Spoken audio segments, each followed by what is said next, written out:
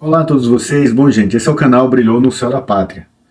Curta, compartilhe, dê o seu like. Caso você não goste, também pode dar o seu dislike. Ok, pessoal? Bom, gente, nesse nosso mundo, nós temos diversas religiões. E em toda religião, dentro dos seus contextos, das suas literaturas religiosas, nós temos compreendido que mal é aquilo que fere, é aquilo que diverge do bem. É algo que causa dor, que causa angústia na pessoa, no vizinho, tá? No outro. Então, o mal é algo que machuca o seu próximo. E o bem é ao contrário disso. O bem é aquilo que faz o melhor, é aquilo que deixa a pessoa para cima, quando você trata bem o seu próximo. Então, todas as literaturas religiosas definem mal da mesma forma. Mas cada um dentro do seu contexto, na sua nação. Bom, pessoal, o nosso país está cada vez mais estranho. Pensa comigo. Todos nós conhecemos escândalos políticos, os escândalos dos famosos, e nós conhecemos bem de perto. Mas tudo está caindo numa normalidade dentro do nosso país, nas nossas vidas, e nós estamos ficando na aceitação. Nós estamos aceitando a coisa ruim, a coisa errada, e aceitando aquilo que as pessoas mal nos dão, simplesmente porque elas estão no poder. Veja bem, nós encontramos 51 milhões no apartamento, em um apartamento, aí num caso que todo mundo conhece, 51 milhões de reais. O que aconteceu com a pessoa responsável por esse desvio, por esse roubo? Está solta. Por esse crime, né? Ela está solta. Foi encontrado também dinheiro na cueca do cidadão. Muito dinheiro, dinheiro ilícito, crime. E o que acontece? Nós aceitamos, nós os cidadãos, nos dizemos de bem, nós aceitamos isso, calado, e entrou numa normalidade, e essa pessoa encontra-se no governo executivo, encontra-se ao lado do presidente, trabalhando no governo do atual presidente. Para que vocês saibam, é o governo Lula, é o governo do PT. Bom, nós temos no nosso país um ex-governador que foi condenado a mais de 300 anos de prisão, fez declarações que era viciado em roubar, e esse cara está solto. É o ex-governador do Rio de Janeiro. E nós aceitamos isso dentro de uma normalidade. Essas coisas negativas nós temos aceitado dentro de uma normalidade, que isso faz um mal danado. Essas pessoas, uma pessoa que diz que é viciada em roubar, ela é uma pessoa má. Ela não ama o seu próximo, ela não ama os seus eleitores. E o povo brasileiro aceita isso numa normalidade e, voltando a dizer, o cara está solto. Parabéns para o povo brasileiro. Muitos casos também de políticos, a JBS deixou bem claro que deu dinheiro para todo mundo. Deu dinheiro para todo mundo, até no meio judiciário. A JBS declarou isso, deu um monte de dinheiro para política e etc. E nós achamos que isso é normal. É normal, nós estamos entrando dentro de um contexto de iniquidade no nosso país, que é um extremo de maldade, que nós estamos achando essas coisas tudo normal. Como outras coisas também.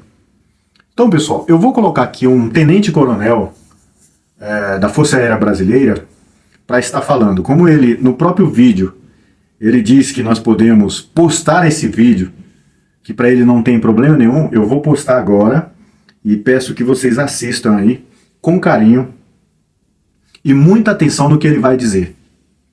E lembre-se de uma coisa, pessoal, antes de eu postar o vídeo dele agora aqui, vai seguir agora. Esse país, com democracia, da forma que está, não será mudado nada. A tendência é piorar a educação, a tendência é piorar a segurança, a criminalidade vai aumentar, e também a tendência é piorar a saúde.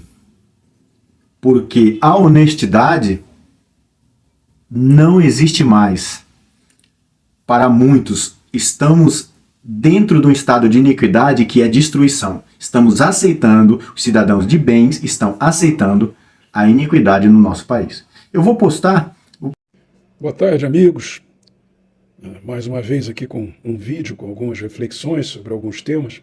Eu lembro que esses meus vídeos não são de modo algum monetizados nem nada, e que eu os distribuo a um grupo de amigos seleto, mas não me incomodo que eles sejam repostados, né?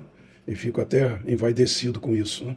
Aos que receberem esse vídeo e não me conheçam, eu sou o Tenente Coronel Flávio Kaufmann, sou veterano da Força Aérea Brasileira, segunda geração da família na FAB, e com muito orgulho piloto de caça.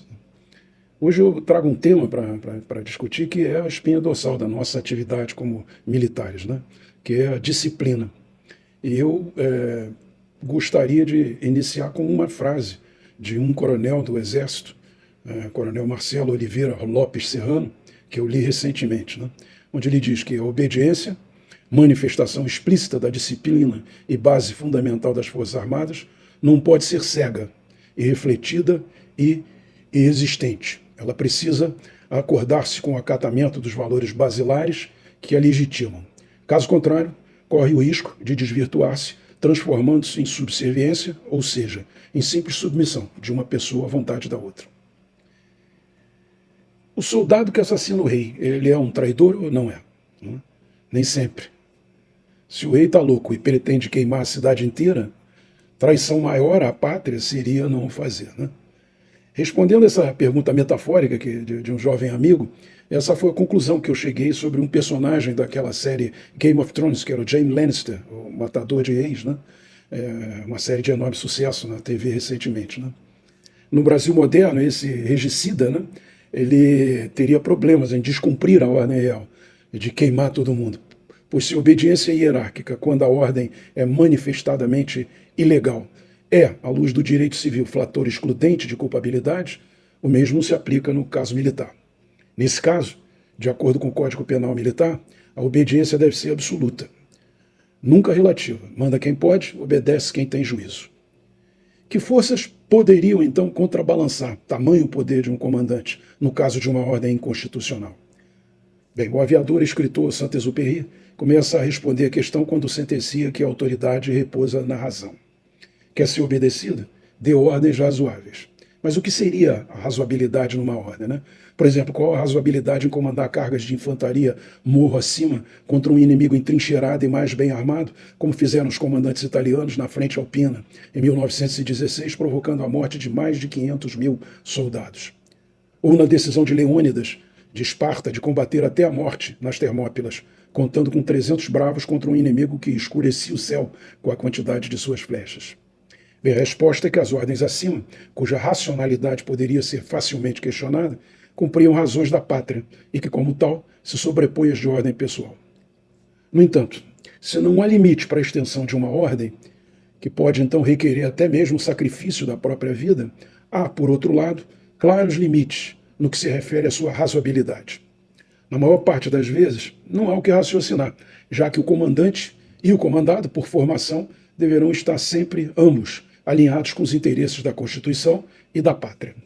Mas o que fazer em caso de dúvida?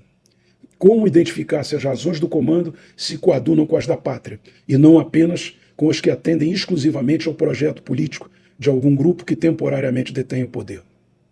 Bem, essa dúvida assaltava a mente dos oficiais do 2º e do 10º Grupo de Aviação, o SAR, na base aérea de Cumbica, quando, ao estourar a Revolução de 31 de março de 1964, o comandante do esquadrão, Ari Caldeira, se declarou a favor do governo comunista de Jango Goulart. Na mesma tarde, frente a esse mesmo dilema, estavam os oficiais da base aérea de Santa Cruz, pois o comandante da base, brigadeiro Rui Moreira Lima, já vinha se declarando havia um bom tempo favorável ao projeto comunista do Jango e Francisco Julião. Cumprir a ordem do governador Brizola de que os sargentos matassem seus oficiais, como eu mesmo ainda garoto ouvi no rádio de pilha, ou romper com a legalidade e prender os comandantes comunistas fazendo valer a vontade da maioria da sociedade? Bem, nesses casos que se configuram num dilema enunciado anteriormente por Samuel Huntington, deve-se buscar apoio na ética e nos valores morais, que representam a expressão dos valores castrenses intangíveis. Aquele mesmo conjunto de valores que são desenvolvidos no início da carreira e que tornam o militar um ser de consciência moral e que devem acompanhá-lo durante todo o decorrer de sua vida. Explico melhor. Sendo a hierarquia e a disciplina os dois pilares básicos em que se apoiam as Forças Armadas, uma decorrência lógica é o fato de que, entre dois militares, seja sempre possível afirmar a existência de uma distinção hierárquica entre eles. Um deles é superior ao outro. A disciplina é que produz em ambos o acatamento dessa condição. Um comanda e o outro é comandado. E mesmo o que é comandado também exerce o comando em seu nível sobre outros comandados. Fazendo uma extrapolação, o comandante dos comandantes máximos é o governo, um órgão transitório de administração, eleito pela maioria, que deve estar a serviço do Estado, agente político que representa a sociedade territorialmente estabelecida e politicamente organizada. O problema passa a ocorrer quando os interesses desse governo estiverem em desalinho com os interesses do Estado ou da sociedade, a pátria. E nessa condição, a herança cultural, a ética e os valores morais, filtrados pelo pensamento crítico, podem ser os únicos parâmetros válidos para medir a razoabilidade de uma ordem. Parece sopa de letra, não é isso? Pois aí vão dois cases, como gostam os mais acadêmicos, sobre o papel das Forças Armadas. Mas, por favor, não esperem respostas prontas, pois os casos são contemporâneos e, como tal, dinâmicos. Né? A Venezuela, quando lá estive como cadete em 1975, competindo no Festival Olímpico, estava incluindo entre os países mais ricos e culturalmente mais avançados da América Latina. A partir da ascensão de Hugo Chávez e a implantação de uma ditadura socialista, posteriormente respaldada pelas urnas, num processo sob intensa suspeição, a elite intelectual e econômica nacional se transferiu quase toda para a América do Norte. A partir daí, a compra da maioria dos eleitores nas camadas mais simples da população passou a ser feita progressivamente através de programas sociais de distribuição de renda. O absenteísmo inicial da cúpula das Forças Armadas, frente ao dilema moral que se apresentava, foi imediatamente sobrepujado por um processo de renovação nos rankings nunca antes ocorrido. Como resultado, em pouco tempo, jovens oficiais, cooptados pelos socialistas, já ocupavam os principais postos de comando. O credo comunista, inspirado por Cuba, professado por um judiciário ativista, permitiu um sem número de mudanças na Constituição, que deram ao bolivarianismo um enorme poder sobre o Estado. Como em toda experiência comunista, hoje a Venezuela, que conta com imensas reservas de petróleo, vive o desabastecimento e a miséria econômica. Seus meios de comunicação estão amordaçados e mesmo o jornalismo internacional livre sofre constante perseguição do governo. A cultura nacional foi toda comprada a favor do socialismo. Iniciando com um programa de importação de médicos cubanos, o país conta hoje com mais de 6.000 consultores cubanos remunerados, comandando diversas instituições, entre elas as Forças Armadas. Além de uma bem equipada Guarda Nacional, os cubanos montaram grupos civis armados, chamados coletivos, que só atendem ao comando dos próprios chefes cubanos. Né? Esses grupos, conforme fartamente documentado em vídeos da internet, eles têm atirados dos manifestantes com munição real, pasmem, né? Juntamente com as tropas do exército venezuelano. Não há mais qualquer dilema entre os soldados venezuelanos. Eles foram vencidos e hoje servem a seus tiranos. Por aqui, nos governos de esquerda, foram assaltados os cofres públicos. O Congresso vem sendo comprado com emendas parlamentares. As instituições sofrem aparelhamento. Foi criada uma Guarda Nacional. A política externa foi desvirtuada. Os eleitores pobres foram comprados com Bolsa Família. Foi instituída a racialização da sociedade e a identidade de gênero. Eliminada a meritocracia, oficializada a corrupção, liberada a baderna e a invasão de propriedades, feitos investimentos desastrosos em Cuba, Angola e Bolívia e trazidos, anteriormente, os indefectíveis médicos cubanos em regime de servidão. A mídia tradicional, com poucas exceções, foi silenciada com o uso de verbas públicas, ao ponto de até mesmo, pasmem, vir a apoiar uma censura do bem. E assim a liberdade de expressão na internet já se vê ameaçada atualmente por uma lei de censura prévia. Quantos dedos tem aqui? Lembra-se do Grande Irmão, de George Orwell, 1984, e de sua verdade incontestável? Após um pequeno hiato de 4 anos no regime liberal, de um governo liberal castigado diuturnamente pela mídia, sem, no entanto, sequer cogitar qualquer tipo de censura, há, hoje, assuntos proibidos. O direito de propriedade foi relativizado e há brasileiros presos sem o devido processo legal. Juízes do Supremo Tribunal Federal ultrapassam em muito suas atribuições constitucionais e mandam no país. silenciando antagonistas e utilizando a Polícia Federal como instrumento político, sob a vista grossa das lideranças do Congresso Nacional e da Corte de Justiça mais antiga do país, o Superior Tribunal Militar, que possui competência para declarar a inconstitucionalidade de lei ou ato normativo do poder público. As Forças Armadas, como Pôncio Pilatos, se abstiveram publicamente, mesmo após terem atestado por escrito a falta de confiabilidade do processo eleitoral. E hoje prestam continência a um comandante supremo que as despreza e que não reúne os valores morais exigidos para o cargo. Com a volta de Lula, inúmeros fatos do dia a dia mostram a progressiva comunização do regime. Muito embora, se analisarmos a cultura nacional e a ideologia da maioria da população, veremos que os valores da sociedade continuam sendo religiosos, liberais e democráticos. E essa rota certamente nos colocará em pouco tempo frente a um renovado dilema, como cidadãos e militares, já que, conforme dizia o general Osório, herói de Tuiuti, a farda não abafa o cidadão no peito do soldado. Estamos preparados intelectualmente para enfrentar esse dilema moral? A lealdade das Forças Armadas ao presidente, que é o comandante em chefe, é mais ou menos importante que a lealdade à Constituição? Você, militar, concorda em deixar esse legado político que vem sendo gestado? Acha que isso é problema de terceiros e não seu? Está conformado em ter seus filhos e netos vivendo futuramente sob um regime sem liberdade de expressão, de credo e de imprensa? Seus parentes e amigos são favoráveis ao comunismo? Seu comandante imediato concorda com esse estado de coisas? Bem, são perguntas que devem ser feitas, né? O bom soldado não é de modo algum aquele que empunha a baioneta cega. É o que pensa, pondera e age de acordo com os valores morais da sociedade que jurou defender.